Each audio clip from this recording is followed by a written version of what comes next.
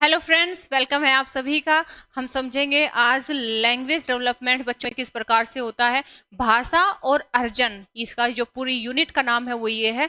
ठीक है, इसमें हम भाषा का विकास पढ़ेंगे, बच्चों में भाषा का जो सीक्वेंस होता है, बच्चे कैसे भाषा सीखना शुरू करते हैं। ठीक है, यहाँ पर जैसे आप देख पा रहे हो पिक्चर आपके सामने, क्वेश्चन पूछा जाता है बैबलिंग पहले आता है या क्राइंग पहले आता है। इसका सीक्वेंस पूछ लिया जाता है। बैबलिंग की यानी कि जिसे हम बबलाना कहते हैं, उसकी क्या विशेषता होती है और भाषा होते कितनी प्रकार की है।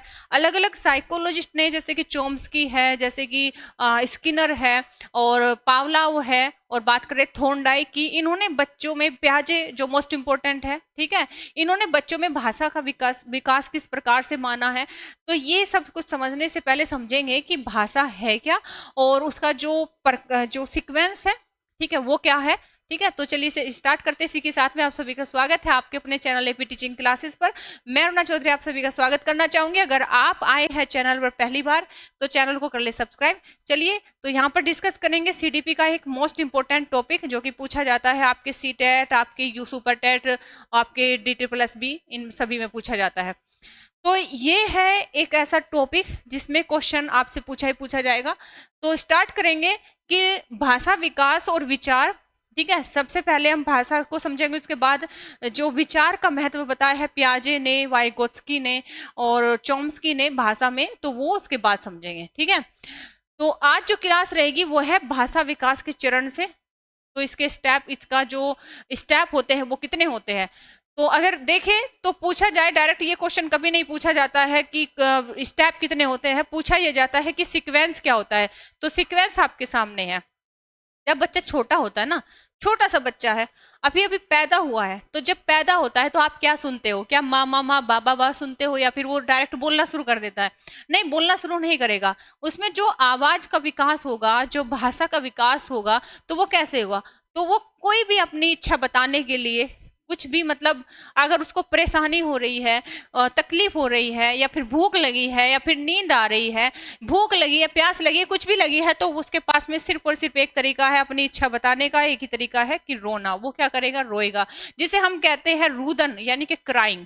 ठीक है, यहां से भाषा का विकास शुरू हो जाता है। ठीक, अभी उसके पास में कोई भी वाक्य नहीं है, कोई भी शब्द नहीं है, कुछ नहीं है। ठीक, जैसे ही वो थोड़ा बड़ा होता है, जैसे ही थोड़ा बड़ा हुआ, 6 से 7 महीने या फिर कह सकते हैं कि इससे कम महीने में, ठीक है, तो वो उसके जो डेवलप हो जाता है 6 से 7 महीने के बाद में, तो वो उसमें आती है बैबलिंग। बैबलिंग का मतलब यहाँ पर है बबलाना। तो वो पूरे स्पष्ट शब्द नहीं बोलेगा, पूरा वाक्य नहीं बोलेगा, पापा नहीं कहेगा, मम्मी नहीं कहेगा, बाबा नहीं कहेगा, वो सिर्फ और सिर्फ एक एक शब्द, एक एक वर्ड, सिंगल वर्ड यूज करेगा, जैसे बा बा बा, पा पा पा, ना ना ना, इस तरीके से। ठीक है, अगर उसको कहना है तो वो इस तरह के बैबलिंग शब्दों का यूज करेगा। जैसे कि आप देख भी पा रहे हो, ये छोटा सा बच्चा है और ये अपने एक्सप्रेशन या अपनी इच्छाओं को प्रकट करने के लिए एक आवाज, एक भाषा का इस्तेमाल कर रहा है, लेकिन कैसे? बबलाने के रूप में। तो ये दूसरा स्टेप है, ये दूसरा स्टेप है। फिर बच्चा और थोड़ा बड़ा होता है, ठीक है, थोड़ा बड़ा होता है तो वो जो है क्या समझने लगता है? गेस्चर समझने लगता है, हाव भाव समझने लगता है।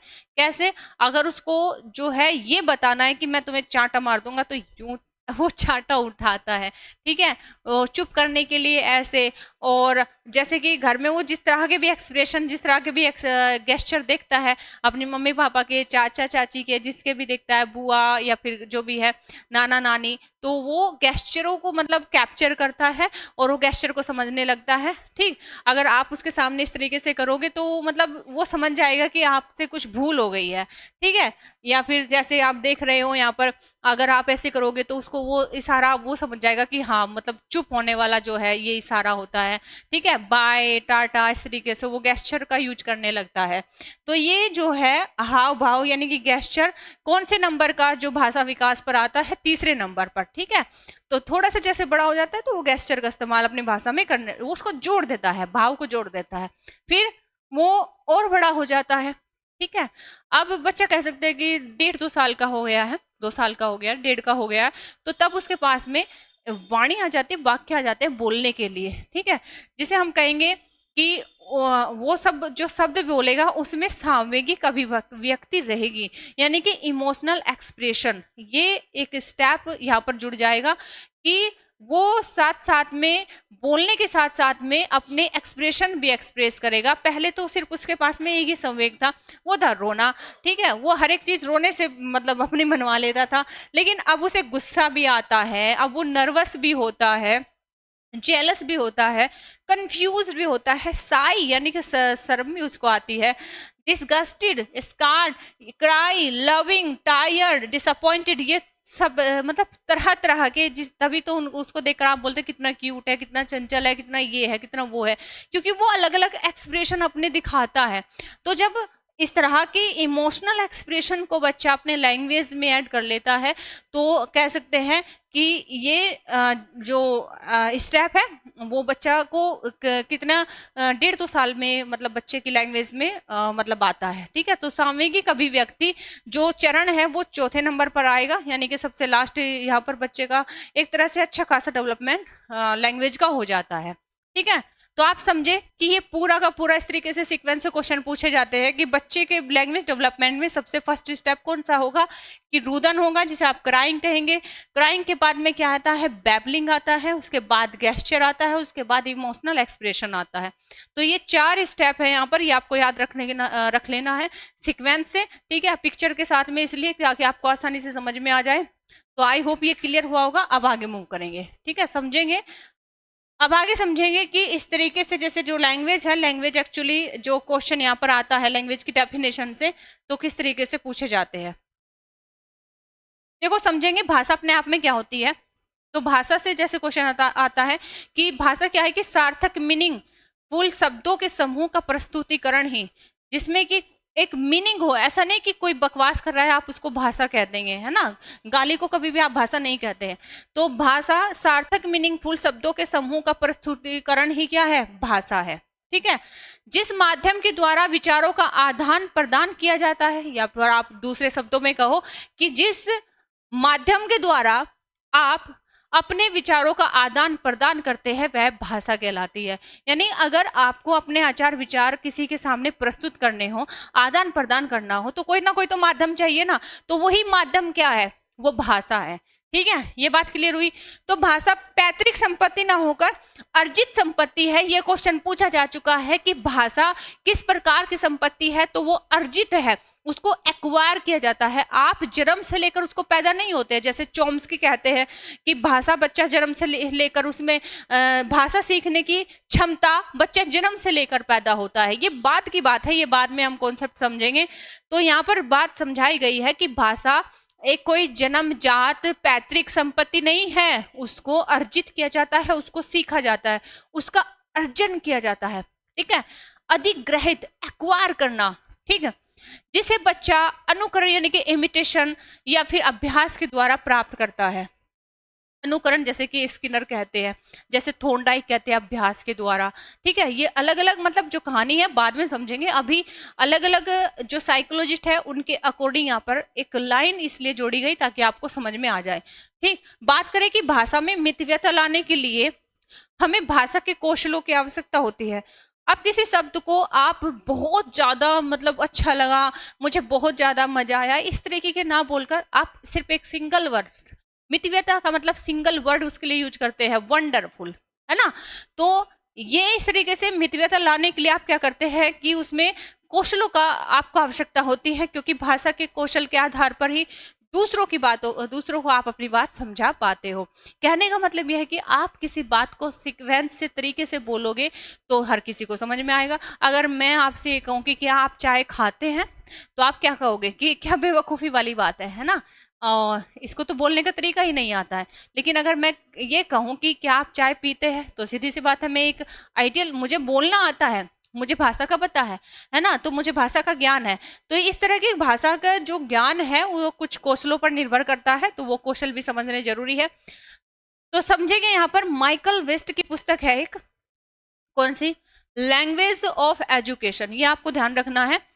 लैंग्वेज ऑफ एजुकेशन यानी कि शिक्षा का ज्ञान में उन्होंने क्या लिखा है, उन्होंने लिखा है कि भाषा का महत्व केवल बौद्धिक विकास में ही नहीं है, यानी आपको सिर्फ और सिर्फ शब्दों का ज्ञान कराने से मतलब नहीं, बल्कि चारित्रिक विकास में भी है।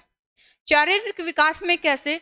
जैसे कि अगर मैं कहूँ कि मुझे सिर्फ और सिर्फ भाषा का इस्तेमाल अपने काम के लिए ही, मतलब मुझे शब्दों का ज्ञान है, मेरे पास में इतने सारे शब्द हैं, लेकिन मैं उस भाषा में कोई भी चरित्र न रखती हूँ, मतलब गंदी भाषा या फिर गालियों वाली भाषा बोलती हूँ, तो आप कहोगे कि चारित्रिक विकास में आपका लैंग्वेज में कोई योगदान आपका नहीं रहा। ठीक है, तो यहाँ पर यह भी जरूरी है कि लैंग्वेज तो बच्चों को सिखाओ, लेकिन एक चारित्रिक, यानी कि एक अच्छी भाषा, जिसे कहेंगे कि एक मतलब जिसे कि डिसेंट भाषा आप बच्चों को सिखाओ। ठीक है, आप समझेंगे यहाँ पर भाषा के मुख्य कौशल, यानी कि टाइप ऑफ स्किल। यहाँ से बहुत क्वेश्चन बनते हैं, ये इंपॉर्टेंट है, इसका सीक्वेंस भी इंपॉर्टेंट है, और किस तरीके से कितने कौशल होते हैं, तो आपको भी पता है 4 कौशल होते हैं। ठीक है, 4 कौन कौन से कौशल होते हैं और कैसे क्वेश्चन बनते हैं, तो ये सभी कौशल हम कर्म से ग्रहण करते हैं। जैसे कि सुनना, सबसे पहले आप, जैसे कि बच्चा होता है, क्या वो बोल पाता है, क्या वो लिख पाता है, क्या वो पढ़ पाता है? नहीं, बच्चा सबसे पहले सुनेगा, उसके पास में सुनने का ज्ञान आएगा, फिर वो बोलना शुरू करेगा। ठीक है, बा बा बा मा मा मा, फिर पूरे शब्द बोलने लगता है, फिर उसके बाद उसको स्कूल में भेजते हैं, वो पढ़ना शुरू कर देता है, उसके बाद क्या है, लिखना शुरू कर देता है। तो ये सीक्वेंस लिस्ट चलता है कि सबसे पहले जो लैंग्वेज डेवलपमेंट होता है, वो लैंग्वेज डेवलपमेंट में बच्चा पहले सुनेगा, फिर बोलेगा, फिर पढ़ेगा, फिर लिखेगा। तो इनके नाम है, जैसे कि सुनने को श्रवण कौशल दिया गया है, बोलने को मौखिक कौशल दिया गया है। ठीक है, और अभिव्यक्ति कौशल भी जिसे कहते हैं, और पढ़ने को जो कह सकते हैं कि पढ़ना कौशल, और लिखने को लेखन कौशल दिया गया है। इसको बारी बारी से समझते हैं। देखो नेक्स्ट स्लाइड पे समझेंगे इसको। देखो भाषा कौशल में सबसे पहले हम समझेंगे ग्रहणात्मक कौशल, जिसमें कि हम कह सकते हैं कि किसी भी चीज को जब हम रिसीव करते हैं तो उसको हम ग्रहणात्मक कौशल कहेंगे। तो कुछ भी ग्रहण करना, चाहे कोई शब्द हो, वाक्य हो, कोई भी एक बड़ा मतलब कविता हो। ठीक है, तो जब हम किसी चीज को ग्रहण करते हैं, टीवी के माध्यम से, रेडियो के माध्यम से, समाचार पत्रों के माध्यम से, कहीं से भी, किसी व्यक्ति के माध्यम से, कहीं पर बातचीत हो रही हो, स्कूल से, कहीं से भी अगर हम बातों को, किसी चीज को, ज्ञान को ग्रहण करें, तो हम कहेंगे कि वो किस प्रकार का कौशल है, तो वो ग्रहणात्मक कौशल है। ठीक है, अब यहाँ पर बच्चे पढ़ रहे हैं, आप देख रहे हो। ठीक है, यहाँ पर आप पढ़कर भी उस कौशल को, जिसमें कि ग्रहणात्मक कौशल में 2 कौशल आते हैं, या तो आप पढ़कर किसी चीज का ज्ञान प्राप्त कर सकते हैं, ठीक है, या फिर आप किसी चीज को सुनने के माध्यम से सुनकर प्राप्त कर सकते हैं। तो ये जो 2 प्रकार के कौशल है, सुनना और पढ़ना, अभी तो हमने सिर्फ सीक्वेंस देखा, लेकिन ये भी इनकी विशेषता होती है कि जिन जिन कौशलों से हम कुछ ना कुछ ग्रहण करते हैं, तो वो कौशल कौन से कहलाते हैं, तो वो ग्रहणात्मक कौशल कहलाते हैं। ये क्वेश्चन पूछा गया है कि ग्रहणात्मक कौशल की विशेषता क्या होती है, तो जिसमें हम कुछ ना कुछ ग्रहण करें, जिसमें हमें कुछ ना कुछ सीखने को मिले, तो वो कौशल ग्रहणात्मक कौशल कहलाएगा। ठीक है, और इसमें कौन कौन से आते हैं, पढ़ना एवं सुनना। बात क्लियर हुई? ठीक है, अब दूसरा कौशल कौन सा होता है, अभिव्यंजनात्मक, यानी कि प्रोडक्टिव स्किल्स। प्रोडक्टिव में अब आपने बात सुन ली, आपने पढ़ लिया, तो आप किसी से बोलोगे नहीं, बताओगे नहीं, बताओगे भी। ठीक है, बताओगे भी, जैसे कि हम कह सकते हैं कि उसको बताने के, एक्सप्रेस करने के कितने तरीके हैं, या तो लिखोगे आप उसको, या फिर आप उसको बोलोगे, बताओगे, या फिर गाने के रूप में कहीं ना कहीं प्रस्तुत करोगे। ठीक है, जैसे कि आप ये बच्चे देख रहे हैं, पहले इसने पढ़ना सीखा है, उसके बाद लिखना सीखा है। ठीक है, और पहले इसने बातों को सुना, तभी तो एक दूसरे के साथ में एक्सप्रेस कर पाया, अभिव्यक्त कर पाया। तो इस तरीके से अभिव्यंजनात्मक कौशल, यानी कि प्रोडक्टिव स्किल्स में 2 तरह के कौशल आते हैं, जिसे हम कहेंगे लिखना, बोलना। ठीक है, गाना यहाँ पर इसलिए ऐड कर दिया गया ताकि गाना भी एक तरीका है, या वो इसमें नहीं आता है हालांकि। ठीक है, लेकिन अगर गाना भी आपके रख दिया जाए कि किस प्रकार का कौशल है, तो आप क्या कहोगे, अभिव्यंजना, क्योंकि इसमें आप कुछ ना कुछ एक्सप्रेस करते हो, अभिव्यक्त करते हो। ठीक है, बात समझ गए? तो इस तरीके से हमने समझा भाषा कौशल के स्टेप, जो भाषा है, भाषा का हम पूरा का पूरा यूनिट पढ़ेंगे लैंग्वेज का। तो ये समझा हमने इसका जो सीक्वेंस, यानी कि इसमें कितने स्टेप होते हैं। स्टेप में बात करें तो सबसे पहले बच्चा रुदन रोता है, उसके बाद में बैबलिंग होती है, बाबा बा दादा दा, इस तरीके से वो करता है। उसके बाद में गेस्चर आते हैं, उसमें हाव भाव आते हैं, और लास्ट में सांकेतिक, यानी कि सिग्नल जिसे कह सकते हैं कि वो इमोशंस को जोड़ लेता है अपनी लैंग्वेज में। तो ये तो रहे स्टेप। और बात करें कि इसके कौशल कितने थे, तो 4 कौशल थे। सबसे पहले बच्चा सुनता है, उसके बाद में बोलता है, उसके बाद में पढ़ना सीखता है और बाद में लिखना सीखता है। तो ये हमने डिस्कस किया। तो उम्मीद करती हूँ आपको ये पूरा कॉन्सेप्ट समझ में आया होगा, सीक्वेंस समझ में आया होगा, स्टेप समझ में आया होगा। Thanks for watching. मिलते हैं नेक्स्ट क्लास में, तब तक के लिए रखिए अपना ख्याल, इसी तरीके से पढ़ाई करते रहिए, ठीक है। और अगर कोई भी क्वेरी हो, कुछ क्वेश्चन हो कहीं पर भी, तो आप जरूर कमेंट बॉक्स में कमेंट करके जरूर पूछें। तो तब तक के लिए take care, thank you, bye bye.